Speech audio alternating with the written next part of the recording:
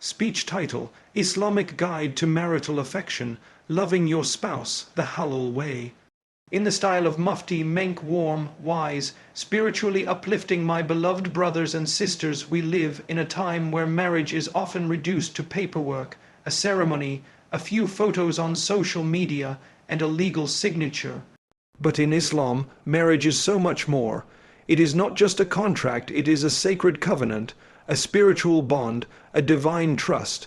It is one of the most honored institutions in the sight of Allah. Allah tells us in the Quran, and among His signs is this, that He created for you spouses from among yourselves, so that you may find tranquility in them, and He placed between you love and mercy. Surely in that are signs for people who reflect.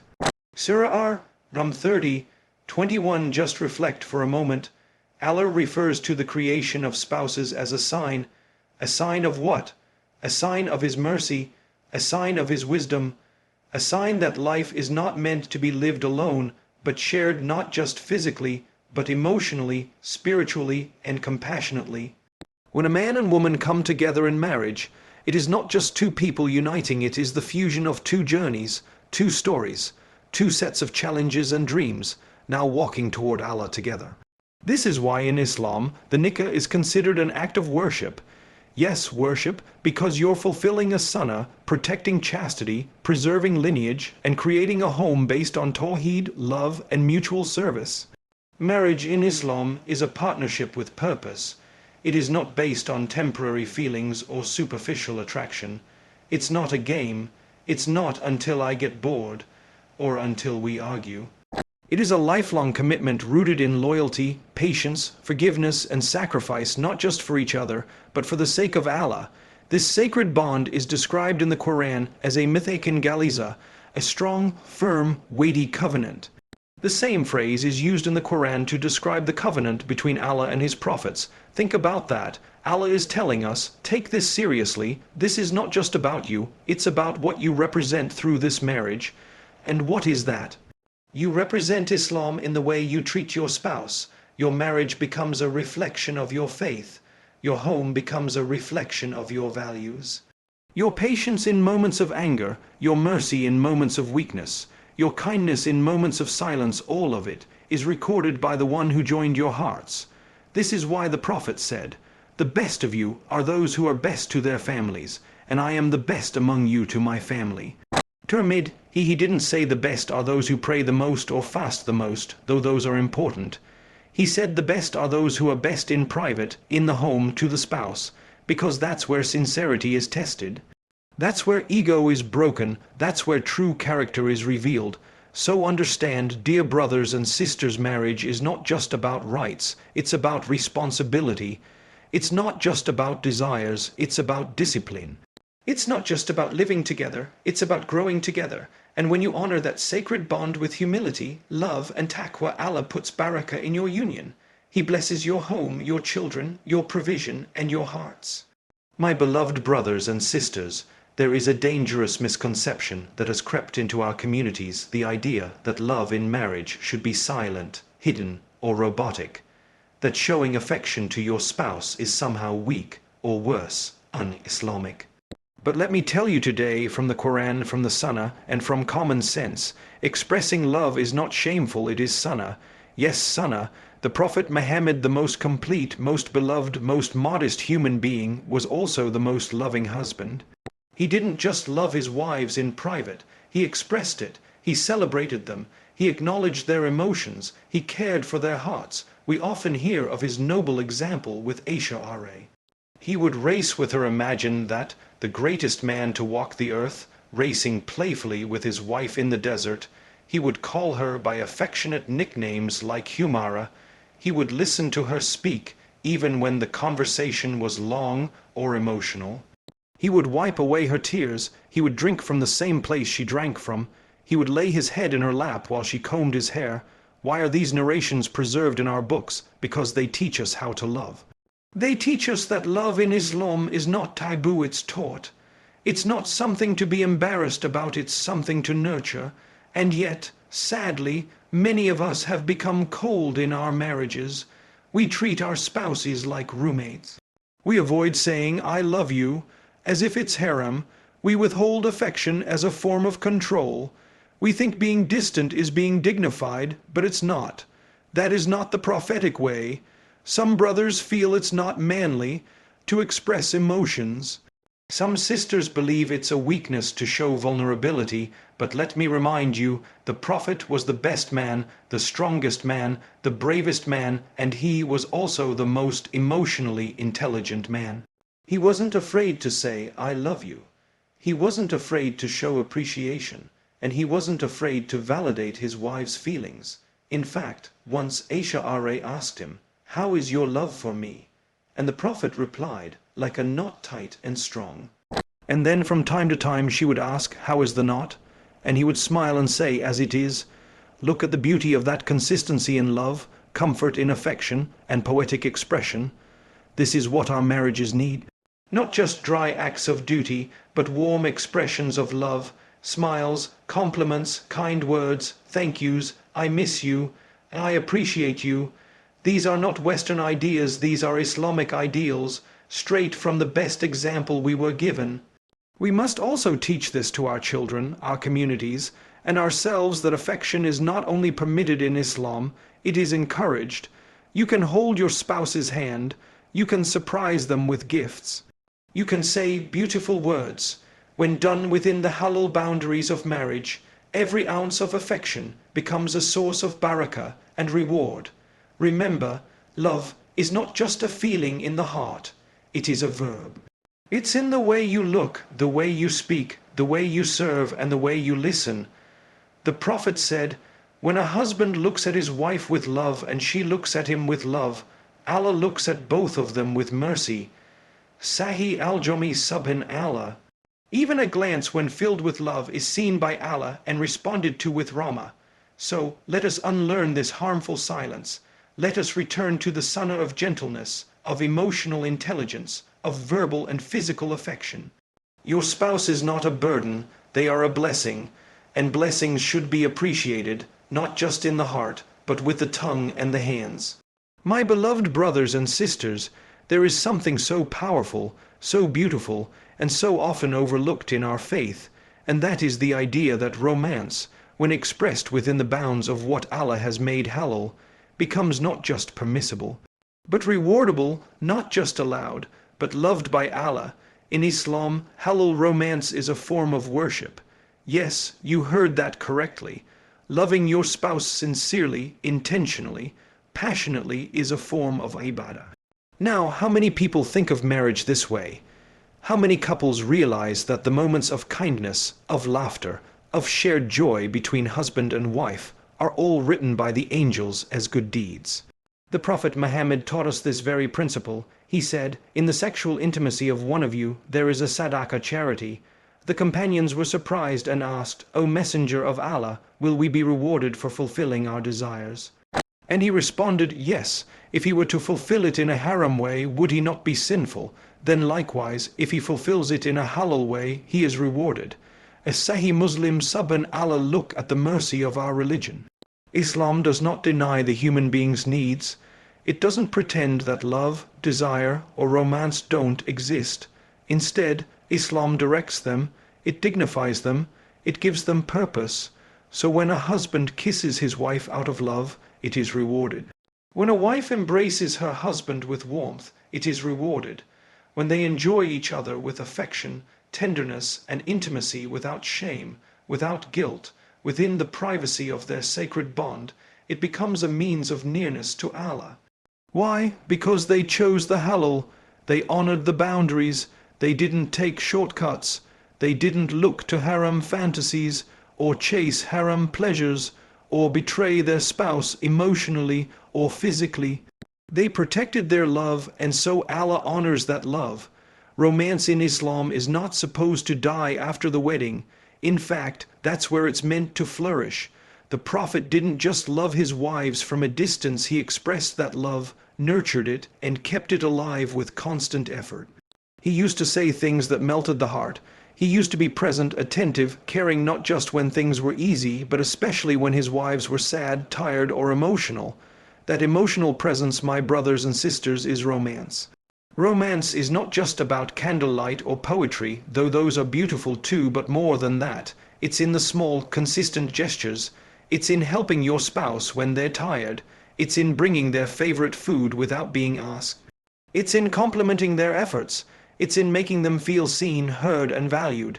And when all of this is done for the sake of Allah, not just to get something in return, but to please your Creator by pleasing your spouse, then even the smallest act becomes a source of reward. Even a smile, the Prophet said, your smile to your brother is charity. Tamid, he now imagined the reward of smiling to your spouse, the one whom Allah made your companion, your partner in this life, and, insha'Allah, your partner in the next. Sadly, many couples stop being romantic because they've been told that Islam is only about rules and seriousness. But that's not the full picture. Islam is serious where it needs to be, and it is soft where it should be. And romance within the halal framework is a mercy that Allah wants you to enjoy. In fact, if we do not nurture halal romance, what happens? People begin to look for it elsewhere. They turn to movies, to novels, to secret messages, to forbidden relationships, chasing a love that Islam was always ready to bless them with if only they had put in the effort at home. So let us revive the romance, my brothers and sisters. Not borrowed from unhealthy cultures, not polluted by unrealistic expectations, but based on sincerity, sweetness, and sacrifice, the kind of romance that is written in the heavens before it is acted upon on earth. Hold your spouse's hand, look them in the eyes, tell them you love them and mean it, spend on them generously, surprise them, write them a message, pray for them, sit beside them quietly after a long day. All of this, all of it, becomes part of your book of good deeds. My beloved brothers and sisters, one of the greatest tragedies in many homes today is not the lack of love, it's the lack of communication. It's not that couples don't care for each other, it's that they've stopped expressing that care in words, in tone, in body language. And what is left is silence, assumption, distance, all of which eat away at the bond that once brought two people together in the name of Allah. But let us return to the foundation. In Islam, communication is not just a social skill, it is an act of mercy. And where does mercy come from? Ar-Rahman. So when you speak with kindness, when you listen with patience, when you express your needs gently, when you correct with wisdom, you are embodying the names and attributes of Allah in your behavior. Allah says in the Quran, and tell my servants to say that which is best. Indeed, Shaitan sows discord among them. Indeed, Shaitan is ever a clear enemy to mankind. Surah Al-Isra 17:53. Notice the power of words. Allah commands us to speak what is best, not just what is true, because even the truth, if said harshly, can become a weapon, but a gentle word, even if difficult, can become a cure, and nowhere is this more needed than in marriage. Communication in marriage is not just about speaking, it's about connecting. It's about creating a space where your spouse feels safe to open up. It's about making your home a place where feelings are heard, not dismissed. Where emotions are respected, not mocked. Where silence is not a punishment, but a moment of reflection followed by dialogue, not distance. The Prophet Muhammad was the master of communication. He listened deeply. He never interrupted. He gave full attention. He would ask questions not to interrogate, but to understand. He would repeat important points 3 times to make sure they were heard. And when he corrected, he did so without humiliation. Once when Aisha R.A. was upset with him, she turned her face away. Did he yell? Did he ignore her for weeks? No. He leaned toward her and said with a smile, I know when you are angry with me, and I know when you are pleased. She asked, how do you know? He replied, when you're pleased, you say, by the Lord of Muhammad, but when you're angry, you say, by the Lord of Ibrahim. She laughed and said, yes, that's true, but I only leave your name with my tongue. My love for you remains in my heart. Subhanallah. Look at the beauty in their communication, playful, sincere, emotionally intelligent. This is not just romance. This is Rama in action, but today many couples argue like enemies. They use silence like a sword. They speak only when they're angry, and they listen only to reply, not to understand. Some men say, I don't talk about feelings. Some women say, he should just know what I need, but Islam teaches us otherwise.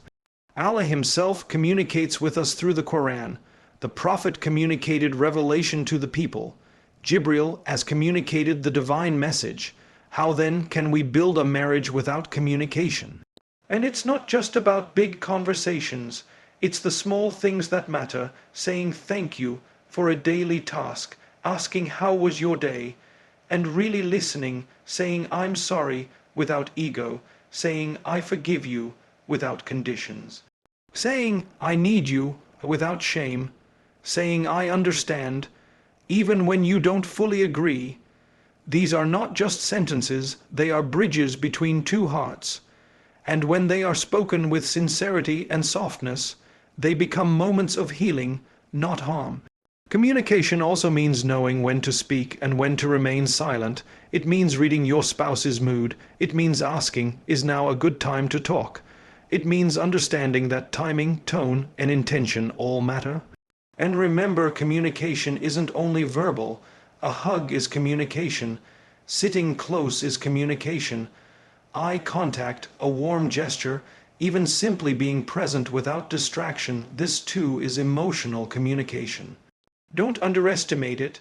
The Prophet once said, whoever believes in Allah and the last day, let him speak good or remain silent. Bukhari and Muslim now apply this to marriage. If your words aren't improving the situation, if they aren't healing, clarifying, or calming, pause. Breathe, reflect. Sometimes silence is better than words said in haste, but silence should be a tool of reflection, not a weapon of punishment. If we could just begin to understand that every word, every message, every facial expression between husband and wife is a form of communication, and that every form of communication is either building the relationship or breaking it, then we would be far more careful with what we say and how we say it. And when communication is approached with the intention of mercy, the intention of closeness, the intention of pleasing Allah, it becomes a form of worship. Yes, even communication can become ibadah, when the goal is to protect the trust that Allah has placed between two people. My beloved brothers and sisters, let us speak the truth today. No marriage exists without disagreement. No household, no matter how pious, how peaceful, or how loving, is completely free from conflict. Even the most righteous couples, even the Prophet and his blessed wives, had moments of tension. So the goal is not to avoid conflict completely. That's unrealistic. The goal is to handle conflict the way Allah loves, with wisdom, with patience, and above all with mercy. Because in Islam, resolving a conflict is not weakness, it's not defeat, it is an act of love. It is a conscious decision to protect the bond that Allah has placed between two hearts. When you resolve a disagreement with humility and sincerity, you're not just fixing a problem. You are preserving a trust, a sacred connection that was formed by the divine contract of nikah. We often forget this. Shaitan's number one goal is not just to mislead individuals, it is to destroy families. The Prophet said, Iblis places his throne upon the water, he sends out his troops, and the closest to him in rank are those who cause the most damage. One of them comes and says, I did such, and Iblis replies, you have done nothing. Then one comes and says, I did not leave him until I separated him from his wife. And Iblis brings him close and says, you have done well. Sahih Muslim, let that sink in. The most beloved soldier to Shaitan is the one who destroys a marriage. So when we feed our egos in conflict, when we raise our voices, when we walk away instead of listening, when we hold grudges instead of seeking resolution, we may not realize it, but we are playing into Shaitan's hands. But the believer doesn't follow ego, the believer follows Rama. The believer doesn't wait for the other to apologize. The believer is the first to say, let's fix this. The believer understands that conflict is not a battlefield, it is a test of character. And the goal is not to win against your spouse, but to win with your spouse against your own ego, against miscommunication, and against division. Look at the example of the Prophet. When his wives were upset, he didn't belittle them, he didn't dismiss their emotions, he didn't shout or retaliate, he would listen, he would remain calm, he would give space when needed, and he would return with love. When the situation called for correction, he gave it, but always with gentleness. One narration describes a time when the Prophet was displeased with some behavior in his household, and he withdrew for a period. But even in that moment, he did not abandon, did not humiliate, and did not harm. He allowed emotions to cool, clarity to return, and then he addressed the issue with balance and fairness. That's conflict resolution in Islam, rooted in mercy, never in malice. Now let's reflect honestly. How do we usually respond to conflict? Do we raise our voices to be heard? Do we bring up past mistakes to win the current argument? Do we walk away in silence, punishing the other with distance? Do we gossip about our spouse to friends and family? Do we sleep angry, knowing the heart beside us is hurting? These are not the prophetic ways. These are the ways of pride, resentment, and spiritual harm. Islam teaches us that every conflict is an opportunity to practice patience, to grow in empathy, to deepen understanding, and to prove love through action. And know this, forgiveness in marriage is not weakness. It is strength. The Prophet said, "Whoever humbles himself for the sake of Allah, Allah will raise him in status." Muslim, so when you lower your voice, when you say I was wrong, when you say let's talk, when you choose peace over pride, Allah elevates you. He doesn't just heal the relationship, He rewards you for protecting it. And remember, most conflicts are not about big issues, they are about small things that build up. Unspoken expectations, stress, miscommunication. Don't let small sparks become wildfires. Address issues early, talk when things are calm, use words that heal, not hurt, and always ask, am I speaking from love or from ego? And when your spouse comes to you in vulnerability, listen. Don't minimize their feelings, don't say you're overreacting, or this again. That one moment of empathy could be the difference between a heart that opens or a heart that shuts down. Sometimes it takes one sincere apology to stop years of resentment. Sometimes it takes one gentle hug after an argument to say more than words ever could. Sometimes it takes one prayer together after a long night of silence to remind you both that you were never enemies, you were always allies in this journey toward Allah. Because at the end of the day, conflict is not the enemy, pride is, miscommunication is, silence without resolution is, but love is what fuels resolution. Love is what softens the heart. Love is what says, I value this relationship more than I value being right. And when that love is for the sake of Allah, when your intention is to earn His pleasure by repairing what's broken, by forgiving what's hard to forget, and by choosing peace over power, then you are not just resolving a fight. You are doing an act of worship. You are honoring the trust of marriage. You are protecting what Allah has joined together. My beloved brothers and sisters, in the world we live in today, intimacy has been stripped of its meaning. It's been reduced to images, to entertainment, to empty desire, hollow, godless, and transactional. But in Islam, intimacy is not dirty. It is not shameful. It is not something to whisper about with discomfort or ignore with silence. Rather, when it is intentional, respectful, and rooted in love and faith, intimacy becomes a powerful spiritual experience, one that strengthens your iman, yes, your faith. That closeness between husband and wife, when pursued with the right intention, in the right way, and within the beautiful boundaries of marriage, becomes a form of worship. It draws the spouses closer to each other, but more importantly, it draws both of them closer to Allah. The Prophet Muhammad, the most pure and spiritually elevated man, spoke openly and clearly about this, not in a vulgar or inappropriate way, but in a way that brought clarity, respect, and dignity to the topic. He taught us that sexual intimacy between husband and wife is an act of charity, a source of reward. He said, in the sexual intimacy of one of you there is a charity. The companions were surprised and asked, O Messenger of Allah, will we be rewarded for fulfilling our desires? And he replied, do you not see that if he were to do it in a haram way, he would be sinful, so if he does it in a halal way, he is rewarded? Sahih Muslim, look at the beauty of this teaching. Something so natural, so human when pursued in the wrong way, leads to sin, regret, and spiritual harm. But when pursued in the halal way, with the intention of love, connection, and protection of the marriage bond, it becomes ibadah. It becomes rewardable. This is why intentionality matters. Intimacy is not just about fulfilling a need, it's about expressing love, building trust, healing wounds, relieving stress, and strengthening the emotional core of a marriage.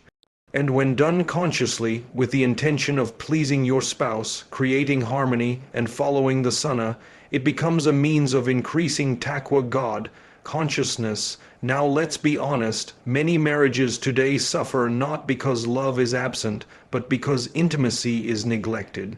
It's either treated as a chore or as something shameful to speak about, or it's left to die in the shadows of daily stress and disconnection. But the Prophet did not shy away from it. He addressed it with wisdom and dignity. He taught the men to be gentle, to be mindful, to consider the emotional and physical needs of their wives. He taught that a believing man does not rush or take for granted the right of his wife to feel loved, wanted, and fulfilled.